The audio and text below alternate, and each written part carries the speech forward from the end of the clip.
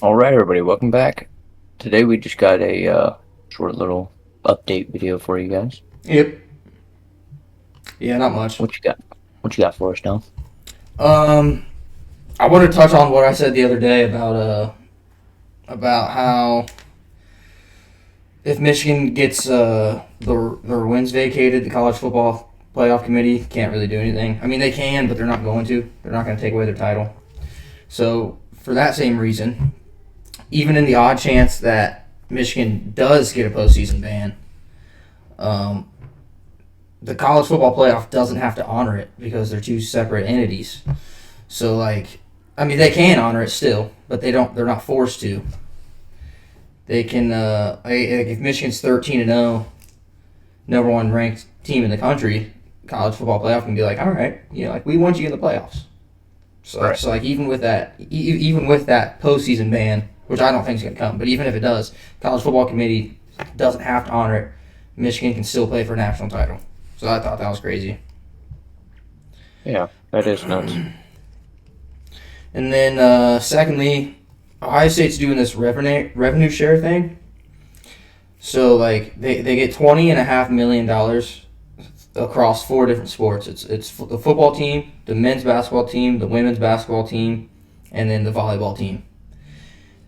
So I'm not exactly sure how it's all getting spread out. I mean, I'm assuming the football team's going to get the majority, like 70% or something like that, because they are the big money maker for the university.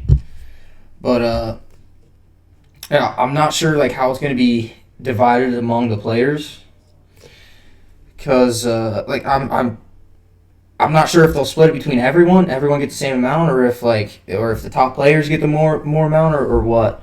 But what I think should be done is everyone gets this, they get a set amount, and if you get an All American or something, if you get some award, if you get Big Ten Offensive Player of the Year, Big Ten Defensive Player of the Year, Freshman All American team, if you get one of those things, then you get a bonus. And if say there's not enough people to make all the to get all the bonuses, there's not enough people to split up all the bonus, then at the end of the year you just split up how much ever you had left for the bonus among all the other players evenly. Right, that makes sense. But the players can still make more than whatever. That's just straight from the university. They can still make more from brand deals outside of the university. So it's not like that's it. That's all they can make. Because Right. what I'm sure is these big SEC teams, I'm sure they will. I'm sure they're going to pay their top players more. And if Ohio State doesn't do that, we can miss out on some big players. Right. Yeah. Yeah. Right. Another thing I wanted to touch on was the transfer portal window. So there are talks about right now. There's two. There's one in December, and then there's one in April. I think it is.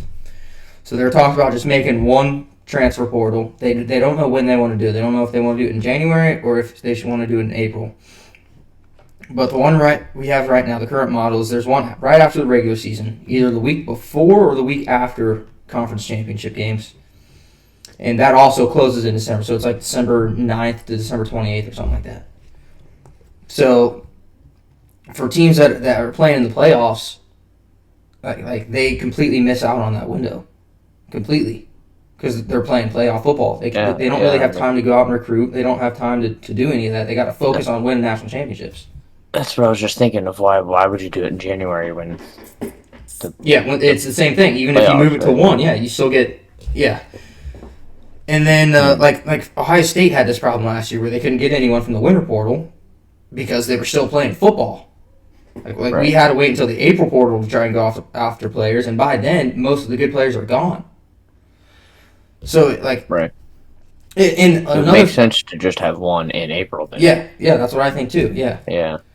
and another thing is our players could leave right after the national championship. Even though the window was closed, they could still leave right after the national championship. But we couldn't go out and get anyone. They could leave because their team just got done playing football. I think they had 2 weeks or something like that to leave, or maybe a week. They had a certain amount of time where they could transfer out, but we still couldn't go after anyone. We had to wait till April. And then Yeah. That's whack. uh, like so the window could close, and then you could lose your coach. Coach could get fired. He can go leave for another job or something. Your head coach or one of your position coaches, and the players again have another window to leave. So I think it's just all fucked up. It's ass backwards. Yeah, I agree. That's why. Yeah. The second to last thing I wanted to get into is this hypothetical scenario.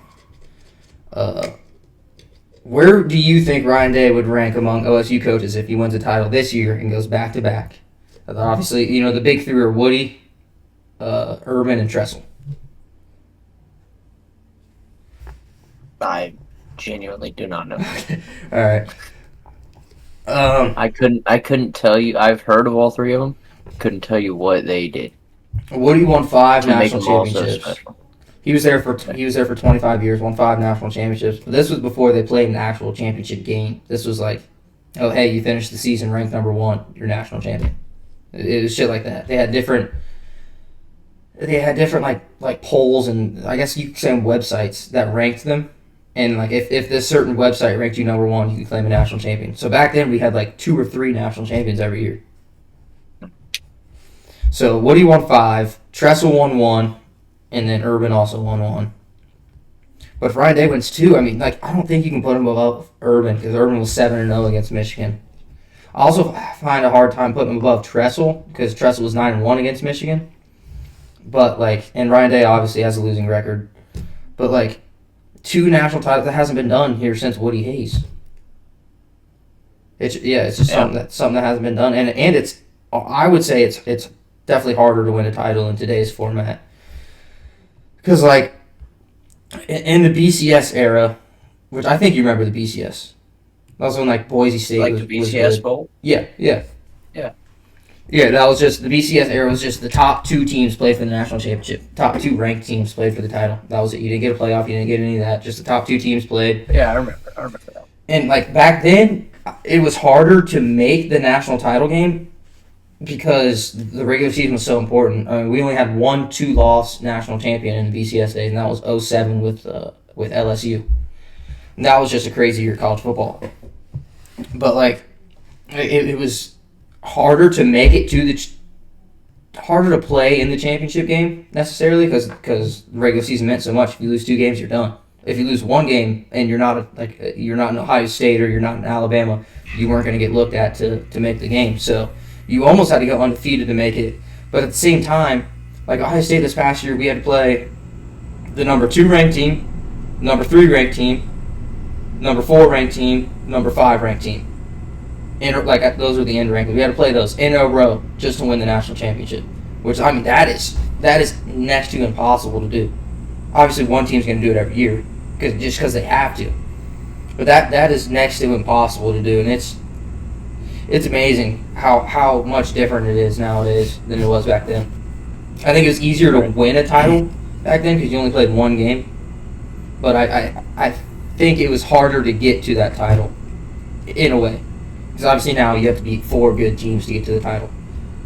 But back then, if you lost 2 games, you were definitely out. Unless there was a crazy season like 2007. And then the last thing I want to talk about is I was watching a podcast and they were talking about college football wanting to adapt to the NFL offseason model. So like they'd have 6 no pad practices instead of spring ball, and that would happen in like May or June. And then obviously you have fall practice leading up to the season.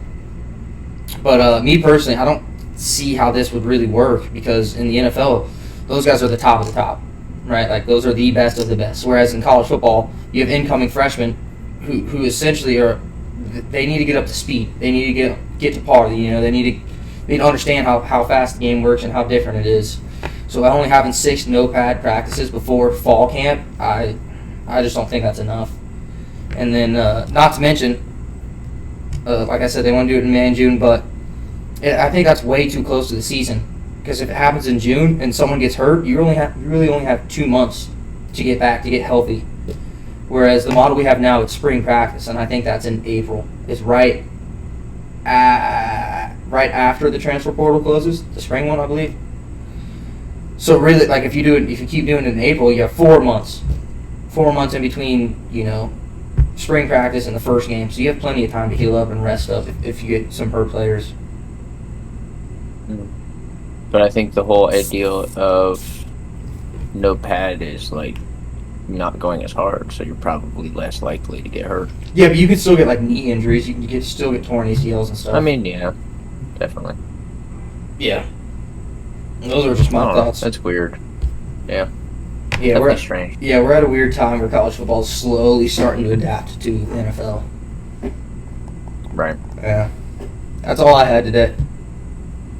All right. Well, the only thing I forgot to update about was a couple roster, not really moves, but finalizations.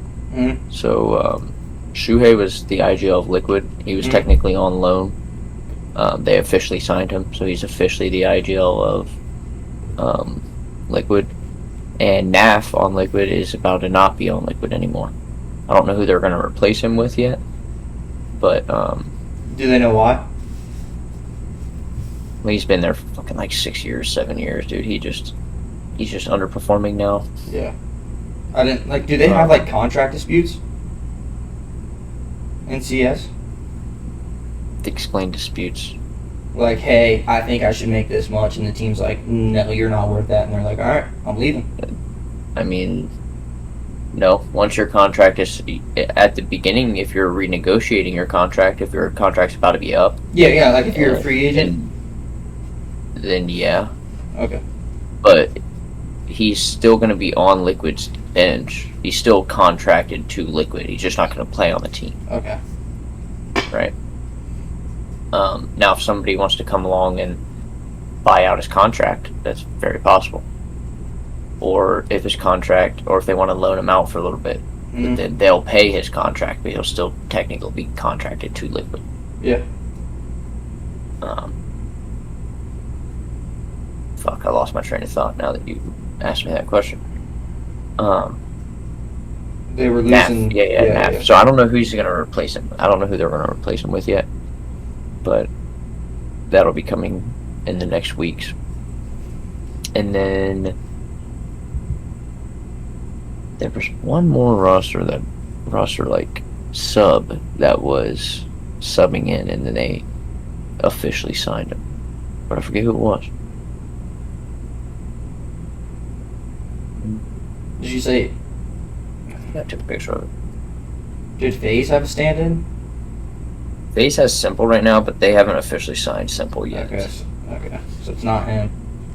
No, it's not. Oh, Hooksy for Astralis. So Astralis, they had their team was obviously up for a sale.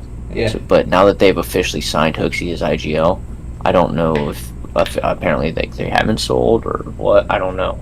Because I don't know why they would sign him. Yeah, why they would sign? Like sign a new contract if you're broke as fuck trying to sell your ore. Yeah. Like it doesn't really make sense to me. So I guess maybe it got sold, and that just hasn't been announced yet, or they aren't selling and they think this roster is good enough to make them some money. Putting all their eggs in one basket to try and get some money. Try and win some Which is what they've done for the past 3 years and 5 majors that they've missed. Yeah. Damn. You put it like that, yeah. Yeah.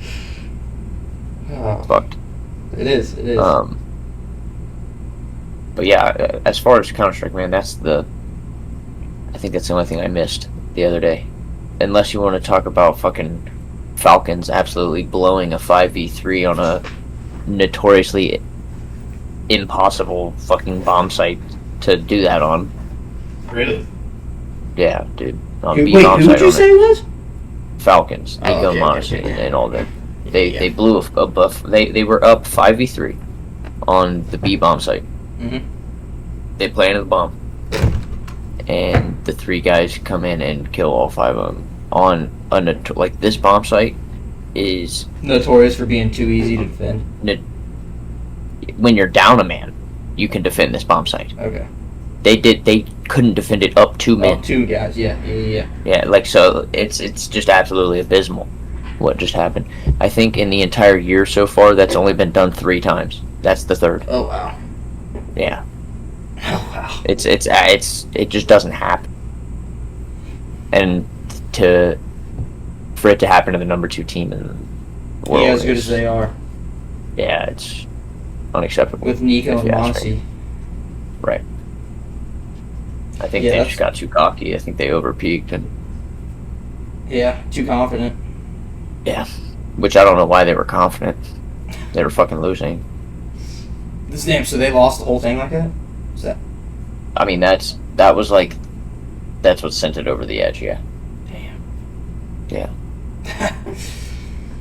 Oh wow. I mean, how do you come back from? You don't. I don't know. Mentally, you don't come back from that. So 'Cause they you know. they got eliminated. Yeah. Oh yeah. They didn't even make it to stage 3.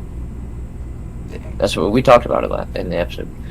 The Falcons didn't even make it to stage 3. Who did they lose to? A whole bunch of teams. MIBR's who eliminated right. them, which is a Brazilian team. And then MIBR lost the very next game to FaZe. So. Yeah. And then I think maybe Lin Vision beat him. Chinese team. I don't know if we talked about that. I have the fucking thing pulled up. We've 100% talked about it. Lin Vision. Yeah. We talked about Lin Vision, Tai Lu. We talked about the Chinese teams. I remember Tai Lu. Tai Lu has an opera named G, and everybody loves him just because he He's a G. like, well, I mean it's JEE Oh. G, but just because like he went on the on the broadcast and was like eating ice cream in America for the like first time, I imagine, and just like screaming, saying, telling all the casters and shit that he loves them, and he was going crazy for Mondesi. He was like, I want to play Mondesi. I want to trade my jersey with Mondesi. he loves Mondesi. This shit's funny. But yeah, dude, I think as far as Counter-Strike, I'm done. I think that's all I had. Sounds good. I didn't forget much, but I did forget a little. Yep. Quick little 17-minute episode. Yeah, Appreciate you guys tuning in. Yeah, thank you guys for tuning into the update. Yep, won't be here. There will not be an episode next Monday. Maybe. Potentially. Yeah, maybe. Probably not, though. Yeah. But the following Monday, 100%. 100%. Yep. We'll have to talk about the major. The playoffs start tomorrow. Really? Yeah. So I'm not watching the quarterfinals. So the quarterfinals are tomorrow and Friday. Yeah. So, but I'll be there for the semis and the finals. Fuck yeah. Yeah, I'll flying in Friday, dude. I can't wait. Where do you fly into? Austin. What? Austin has an airport. Isn't that exactly where it is, too? Yeah. That's the city? Fuck yeah. Yeah. Alrighty. Appreciate y'all. Yes, sir. Peace out.